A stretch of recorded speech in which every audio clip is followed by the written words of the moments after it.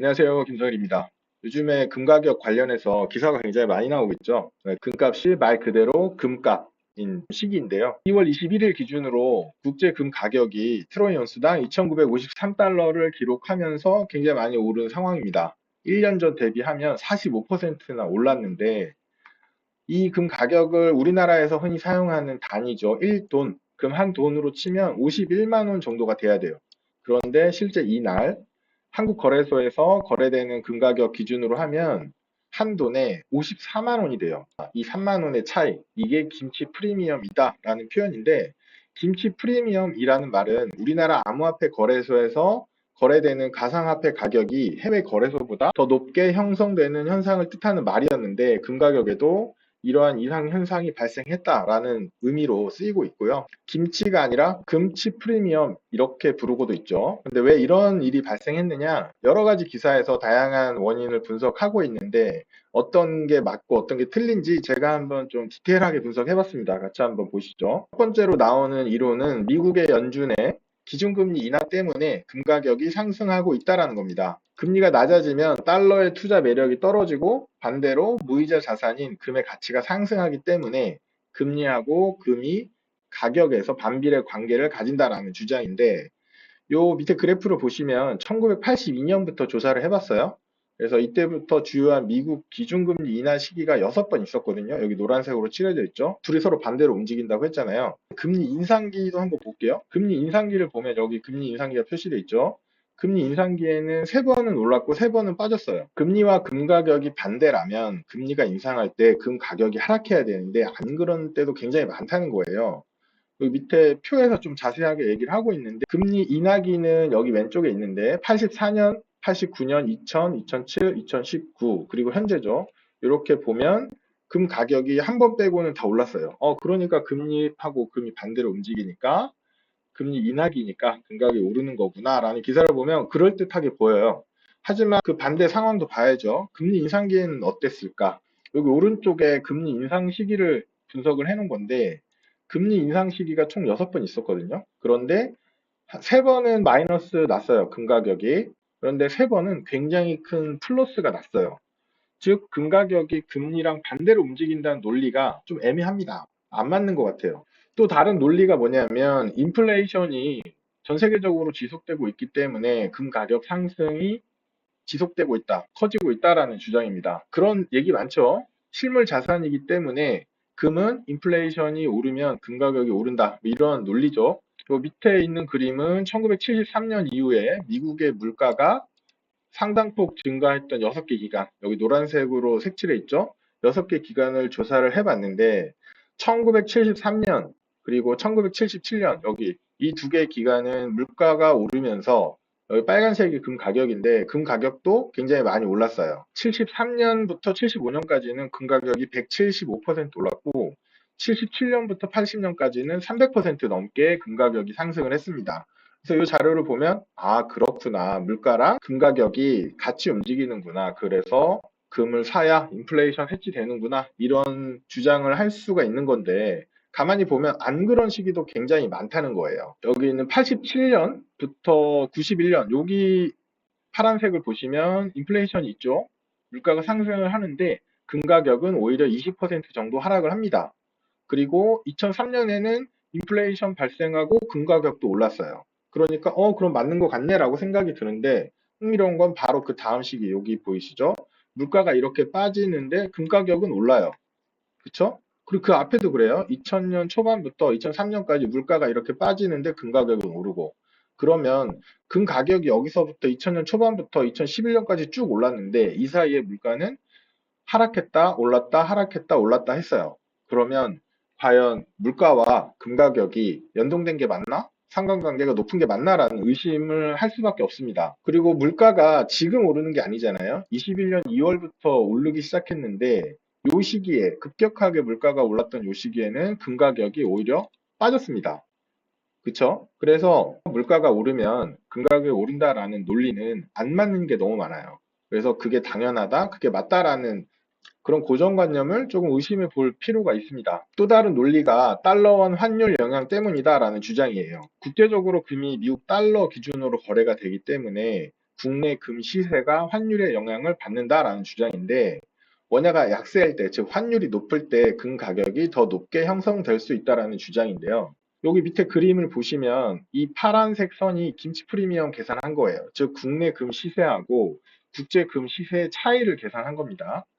지난 1년 동안 보면 이 파란색 선이 거의 0%에서 왔다 갔다 하죠. 왔다 갔다. 네, 왔다 갔다 하다가 올 2월 초에 급격히 상승하기 시작합니다. 여기죠.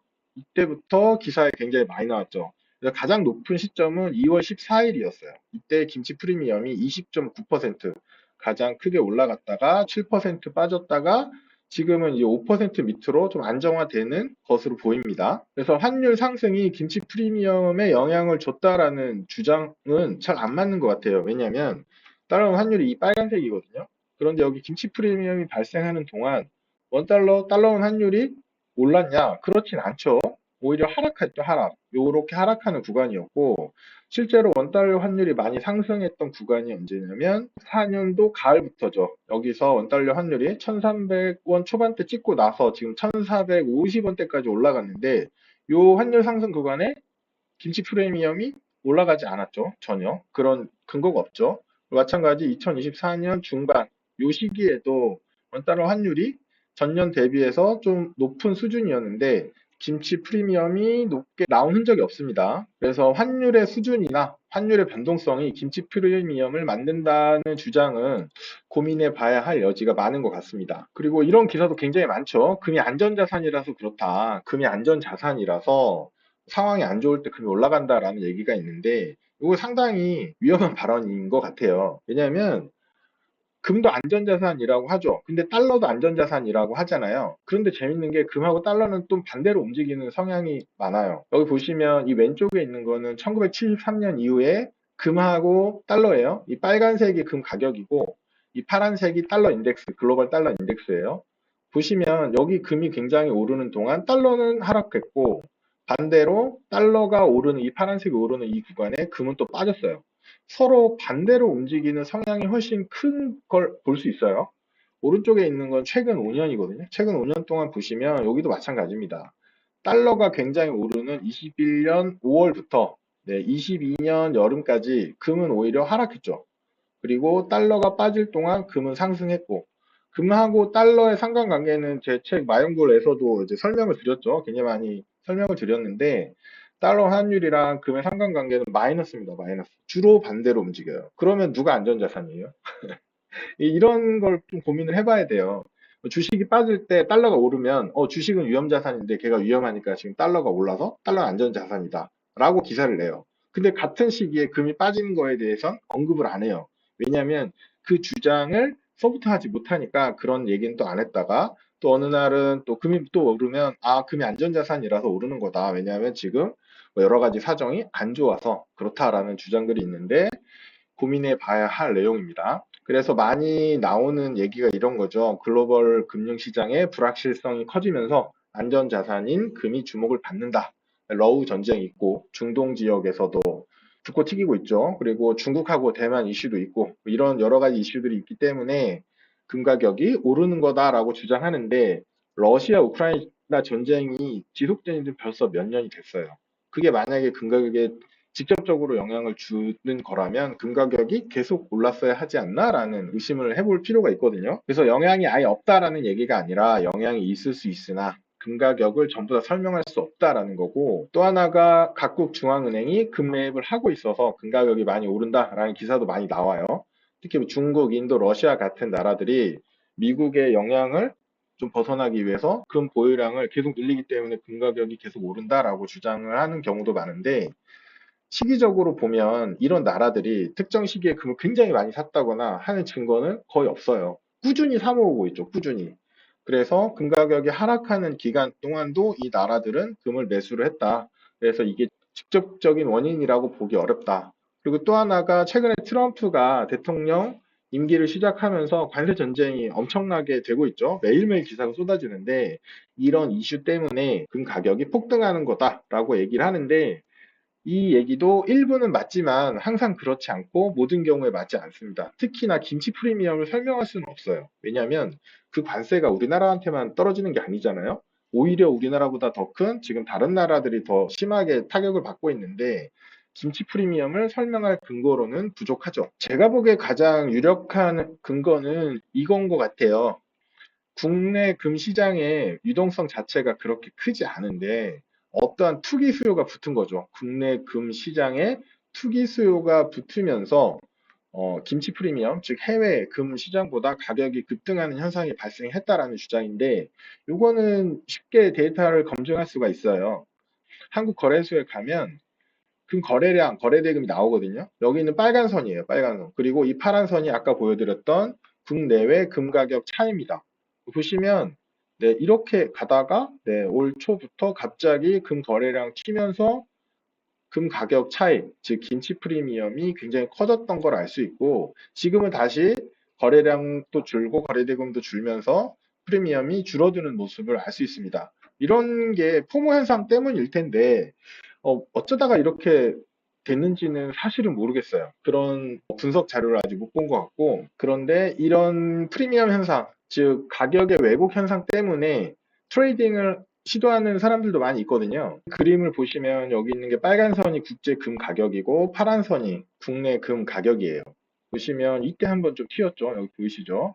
그리고 24년 가을에 또 국내 금값이 좀 튀었습니다. 그래서 김치 프리미엄이 한 5% 정도 형성이 됐었어요.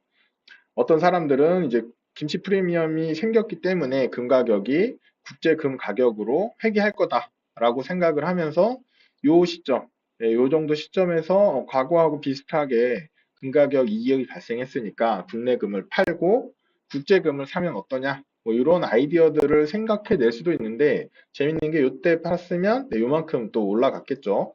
그래서 요만큼을 또 못 먹는 경우가 발생을 했을 거고, 뭐 그렇지만 어쨌거나 이때 만약에 팔았으면 지금 이만큼 빠졌으니까 국제금으로 바꿔 샀으면 더 괜찮지 않았겠냐라는 논리가 맞을 수도 있습니다. 근데 저 같은 경우에는 이렇게 단기적이고 일시적인 어떤 기회들이 있을 수 있는데, 요걸 트레이딩 하기 위한 비용, 매매 비용도 있고, 거래 수수료, 그 다음에 여러 가지 귀차니즘, 그런 것들을 계산을 해보면 조금 갸우뚱해요. 예, 그래서 이렇게 단기적으로 이거를 뭐 상품을 바꿔가면서 트레이딩 할 만한 이슈인가에 대해서 저는 그렇게 막 동의하진 않았어요. 그래서 저도 특별히 뭔가 조치를 취하진 않았고 굉장히 흥미로운 현상이긴 해서 이렇게 분석을 한 거죠. 근데 결국은 이런 시장 이상 현상들은 좀 원래대로 회복하는 경향이 있을 수밖에 없어요. 어떤 투기적인 심리든 어떤 것이든 그게 장기적으로 계속 가기 쉽지는 않거든요. 이게 막 이렇게 벌어진다라고 하기가 쉽진 않아요. 그래서 어느 정도 회귀하는 모습을 보였고, 그러면 뭐 이만큼 못 먹은 거 아니냐라고 할 수 있는데, 시장에 있는 모든 투자 기회를 다 찾아 먹을 수는 없다라고 생각을 합니다. 뭐 이런 게 있죠. 더 큰 바보 이론이라는 게 있어요. 내가 비싸게 샀어도 나보다 더 비싸게 사는 사람이 있을 것이다 라는 관점으로 투자에 들어가는 경우들이 있는데, 그런데 재밌는 게 뭐냐면 내가 살 때 누군가 나한테 팔았잖아요. 누군가의 더 큰 바보가 나였을 수도 있는 것들도 있거든요. 단기 수익을 목표로 하는 그런 거는 저한테는 잘 안 맞는 것 같고 너무 어려운 게임인 것 같아서 저는 하지는 않고 있습니다. 금 투자하는 방법들 이제 고민하시는 분들이 있을 텐데 장단점을 좀 따져봐 드릴게요.